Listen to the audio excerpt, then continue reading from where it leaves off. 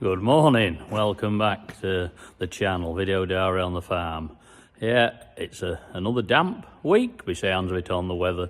Anyway, it's a bit miserable out there, but yeah, we're on machinery maintenance all this week, so we're going through machines, trying to get them done, ready for the spring, and even for summer as well we're doing them, so because we've got plenty of time at the minute, so that's what we're on with at the minute.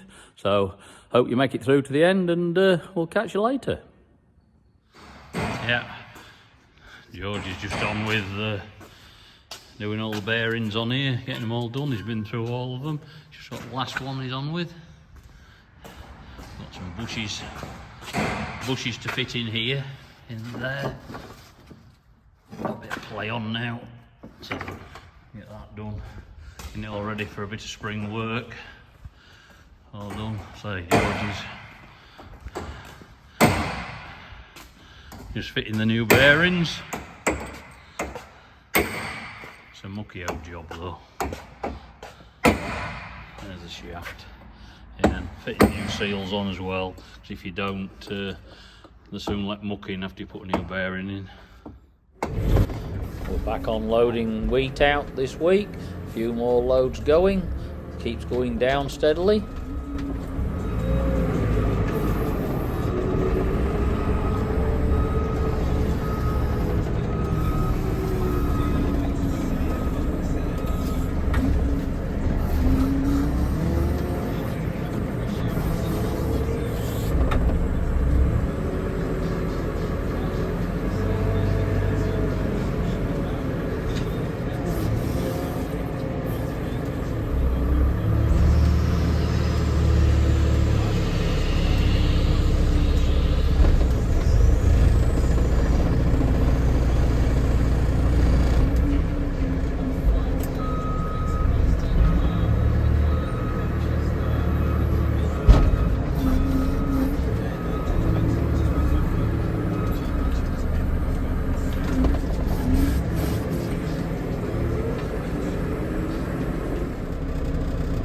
Just on with moving some more concrete blocks out the wall. The corn's going down.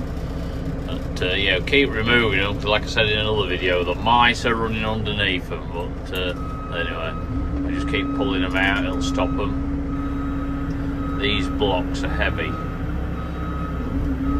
The machine is on its limits, especially when you go in lock.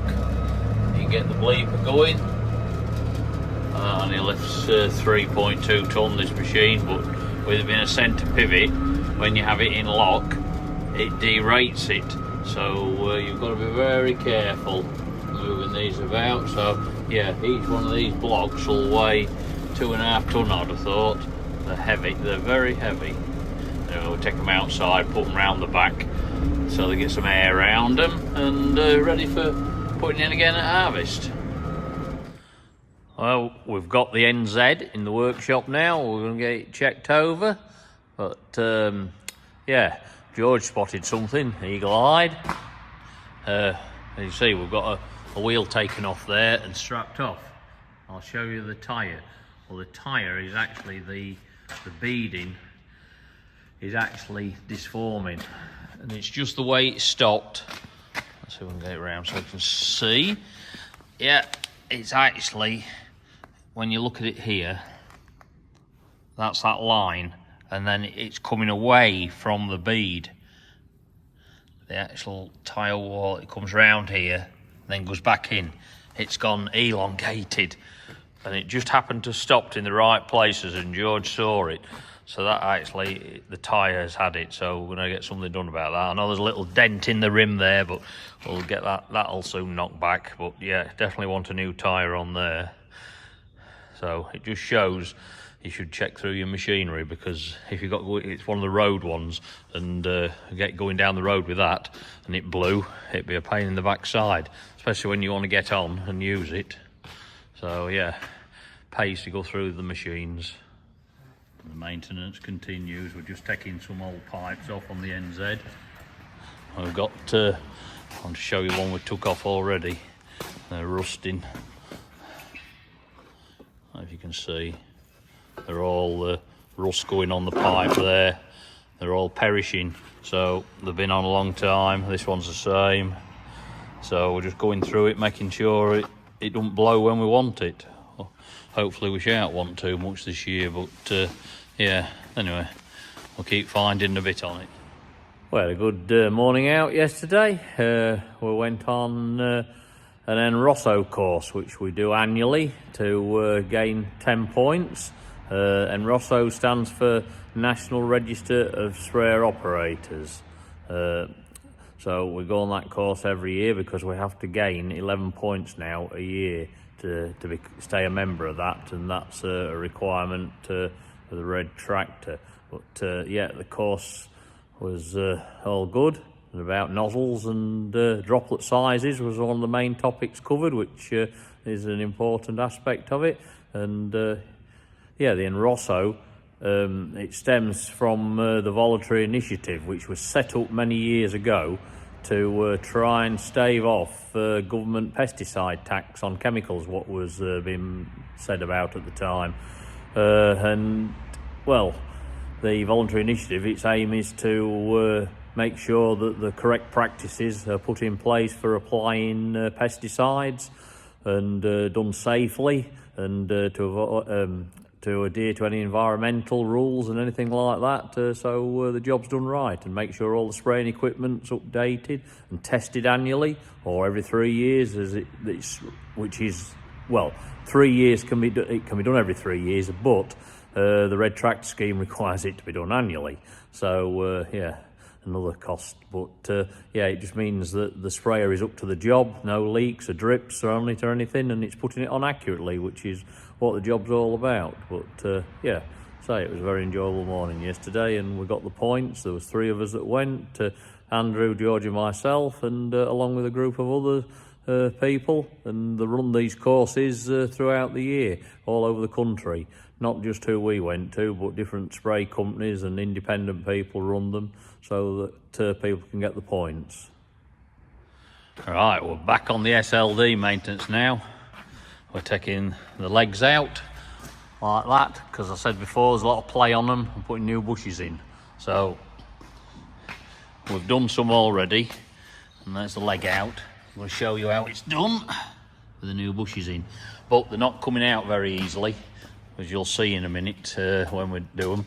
We're having to get a bit aggressive with them, because obviously that's the new bush and they're pushed in, nipped up. But we're having to burn them, cut them with gas, because it focus, yeah, because you can't knock them out from the other side because there's no recess. You can't get a punch in. Anyway, you'll see in a minute how we're doing it. I use this method to cut bearings off shafts if I haven't got any pullers available. It's quite a good method of doing it, but the secret is you've only got to get the collar hot, what you're trying to cut, and then it cuts off cleanly. Because if you get both parts of the steel red hot, it cuts right into both, and that's what you don't want, because you gouge out into the shaft, or in this case into the housing. A little nick is not so bad, and it can just be tidied up here. Well, what I'm using here is the die grinder, but yeah, if you're pretty careful, it makes a good job.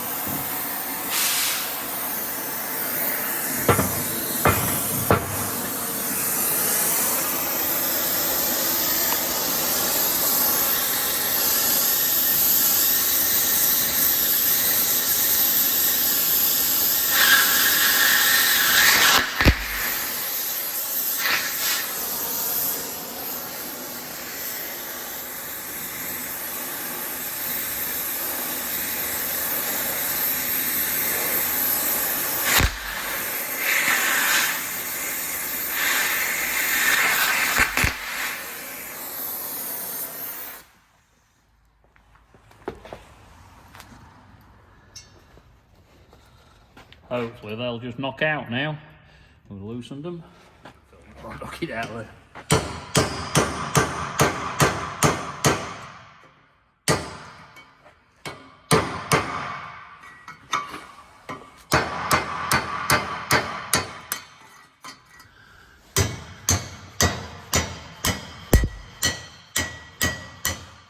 And the next one.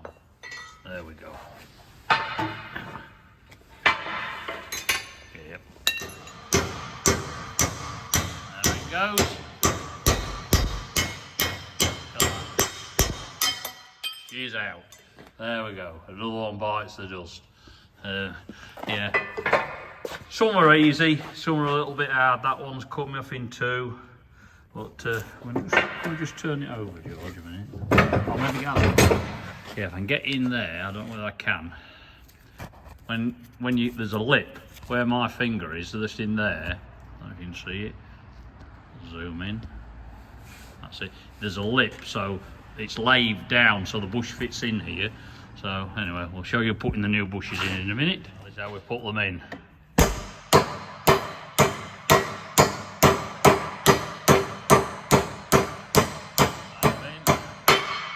That's it. Then we turn it over and do the other side because there's two halves to it. Job's a good one. What we did find when we replaced the bushes on the legs on the SLD, we've had to order new big bolts where there's a greaser in the end of them, because look at that, you can see there's a lip there. That's not worn, then it's worn that. So besides the bushes, yeah, we're replacing these as well in it, because there'll still be a lot of play. I mean, you can see that groove right round it. So yeah, they're having to do them as well. But it's no good doing one without the other. One out, the SLD all finished. Next machine in. Well, as you can see, this is the bowser we have for taking water, liquid fert out. So just checking the wheel bearings on it, which are a bit loose, and having a look at the brakes, making sure they all work, and yeah, just adjusting everything up. Yeah, it's an old trailer, this one, but if it's serviced up, and it does what we want anyway, so yeah, it's spot on. It's a 6,000 litre Bowser. It's only just the size of the sprayer, but it seems to work well on our setup with it being a ring fence. Keeps me going. We're just having a bit of a modification to it this year. We're having a 3-inch outlet put on the back there, because it's only a 2-inch at the minute, to speed emptying up, so it sucks it out a lot faster. That's going to be done before we use it as well. Well, that's it for this week's edition of Video Diary on the farm. Yeah, we've had a busy week in the workshop and got caught up on a lot of stuff. A few more odd little bits to go through. Anyway, the weather's getting nicer now, so we're out. But yeah, that's for next week's video. So hope you enjoyed this one, even though it's all been in the workshop. And thank you very much for watching. And yeah, hopefully we'll catch you again next week. And if you have liked it, don't forget, hit that like, share and subscribe, please. Much appreciated. Catch you next week.